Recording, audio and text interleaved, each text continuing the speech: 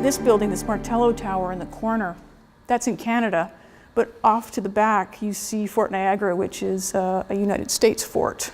This painting depicts a little known and largely forgotten part of Canada's First World War effort. These are members of the Polish Army. They're generally from the United States, so they would have either been recent immigrants or of Polish descent. And the Allies thought it'd be a good idea to form a Polish legion to send overseas to fight on the Western Front. France in 1917 said that they would help fund this army and that they would then go fight with French troops overseas. Canada's part was assembling them and giving them basic training, which they did at Camp Niagara, which is at Niagara-on-the-Lake, Ontario. And they were eager to fight because for 125 years there hadn't been a Poland. And now here was an opportunity for them to have a say in what happened over there, an actual action that might result in Poland being resurged basically in part of Europe. This painting here was painted by C.W. Jeffries, who was a Canadian artist. During this First World War, he was appointed a war artist by the Canadian War Memorials Fund, which was part of a broader effort to document and record Canada's war effort. So he was sent to various training facilities in Ontario to sketch and observe training activities there. And this is one of them. And what you're seeing here is some of the troops bathing. They've just been doing training in the hot sun, and their officers have marched them down to Lake Ontario to have a wash. And you can see that some of the men are holding soap, some of the men are actually washing. The interesting thing about that picture, of course, is you'll see all the non-coms, the non-commissioned officers along the bridge of the brow of that edge, making sure that they weren't going to offend anyone with the lack of modesty shown by the bathers.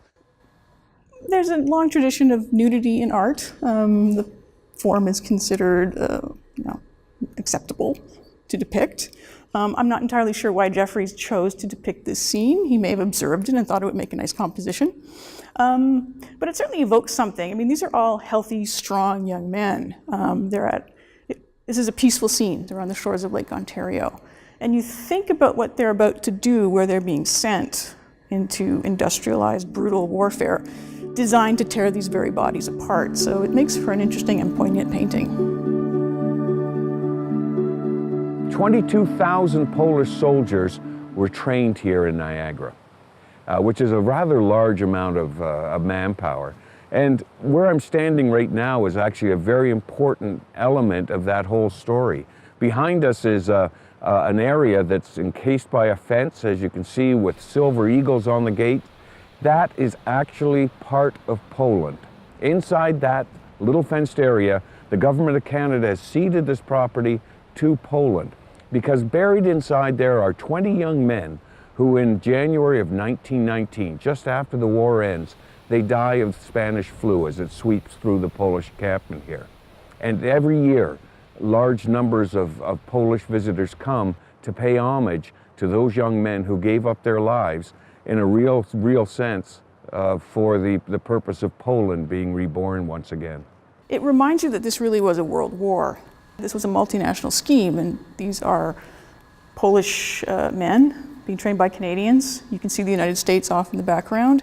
They're going overseas to fight with France. So it does remind you that the World War really was a global conflict, and it brought different nations together and also tore them apart.